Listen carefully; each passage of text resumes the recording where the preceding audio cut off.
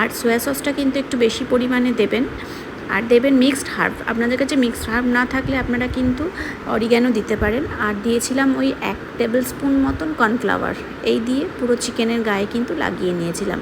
খুব ভালো একটা রেসিপি, আপনারা সকলেই বাড়িতে ট্রাই করবেন। আর যেটা দিয়েছিলাম সেটা হচ্ছে বাটার, বেশ ভালো পরিমাণেই বাটারটা লাগবে। তার মধ্যে কিন্তু চিকেনের ব্রেস্ট পিসগুলো কিন্তু আমি এইভাবে দিয়ে দিয়েছি। দেখুন প্যানের মধ্যে, প্যানটা একটু ছড়ানো হলে ভালো হয়। তো আমার কাছে 3টে পিস ছিল, আমি সেগুলোকে একটু পাতলা করে, আর সবথেকে ভালো হয় আপনি একটু কাঁটা চামচ দিয়ে যদি ফুটো করে নেন, তারপরে ওপর দিয়ে কিন্তু আর একটু বাটার দিয়ে আমি ঢেকে রেখে দেবো যতক্ষণ না নরম হয়ে যাচ্ছে।